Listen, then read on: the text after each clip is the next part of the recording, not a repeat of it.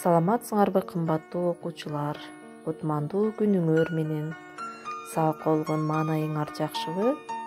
Анда биология сабагыбызды баштайлы. Биология китептериңерди алып, сабакка жакшылап көңүл бөлгүлө. Сабагыбызды жагымдуу маанай менен баштайлы. Билимдүүгө дүйнө жарык дегендей, баарыңар билимге умтулган жаштардан болушуңарга тилектешмин. Бүгүнкү сабагыбыздын темасы клетканын ачылыш тарыхы жана анын изилдениши деп аталмакчы. Анда сабактын максаттары менен таанышып алгыла. Организмдердин клеткалык түзүлүшүнүн ачылыш тарыхы боюнча маалымат аласыңар. Немис окумуштуулары зоолог Матиас Якоб Шлейден жана ботаник Теодор Шванн түзгөн алгачкы клеткалык теориянын жоболору менен таанышасыңар. Заманбап клеткалык теориянын негизги жоболору менен таанышып, талдап чыгасыңар бүгүнкү сабакта. Өсүмдүктөрдүн клеткалык түзүлүшүн эң алгач англиялык окумуштуу Роберт Гук 1665 жылы микроскоптун жардамы менен пробканын жука кесиндисин изилдеп жатып, ал тыгыз көзөмөлчөлөрдөн турарын көрүп, аны клетка деп атаган. Латын тилинен клетка бөлмөчө деп которулат балдар.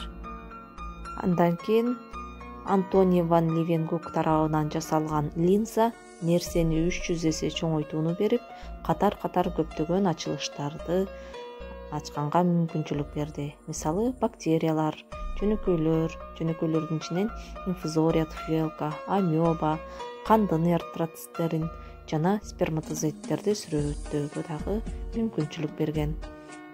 1831 жылы англиялык окумуштуу Роберт Браун өсүмдүк клеткасынын ядросун изилдеп сүрөттөгөн.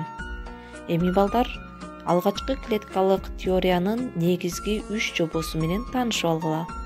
Биринчи жобосу бардык организмдер клеткадан түзүлөт. Экинчи жобо клетка өзүн тиричиликтин кичинекей структуралык бирдиги катары алып жүрөт. Үчүнчү жобо клеткалар организмде клеткасыз заттардан пайда болуунун жаңы жолу менен жаралат деп, эки башка жакта туруп Матиас Шлейден менен Теодор Шванн көз карандысыз сунуштаган илимге биринчи болуп. Кийинчерээк үчүнчү жобону немис окумуштуусу врач Рудольф Вирхов тарабынан ар бир клетка биринчилик клеткалардан бөлүнүү жолу менен пайда болот деп такталып чыккан. Заманбап клеткалык теория 5 негизги жоболорду камтыйт. Биринчиси, клетка бардык тирүү организмдердин өсүшүнүн жана функциялык түзүлүшүнүн бирдиги болуп саналып, өзүн өзү жаратууга, жөнгө салууга, өзүн жаңылоого жөндөмдүү тиричиликтин элементардык бирдиги болуп саналат. Экинчи, бардык тирүү организмдердин клеткасы түзүлүшү боюнча гомологиялуу, башкача айтканда окшош. Тиричиликтин негизги көрүнүштөрү жана химиялык куруму боюнча дагы окшош болушат. Үчүнчү, клеткалардын көбөйүүсү баштапкы энелик клеткалардан бөлүнүү жолу аркылуу келип чыгат. Төртүнчү, көп клеткалуу организмдердин клеткалары функциялары боюнча адистешип, өз ара клетка аралык гумордук жана нервтик формалардын регуляциялары менен байланышкан органдар жана органдар системасын түзгөн ткандарды түзүшөт. Бешинчи жобо организмдердин клеткалык түзүлүшүнүн окшоштук келип чыгуусу бир тектүү экендигин далилдейт. Бул бардык ачылыштар өзгөчө биологиянын клетканы окуткан бөлүгүн, башкача айтканда, стологиянын пайда болуусуна алып келди. Клеткалардын формалары жана өлчөмдөрү алардын аткарган функцияларынан көз каранды. Балдар, эми тема түшүнүктүү болгон болсо, төмөндөгү суроолорго жооп берип көргүлөчү.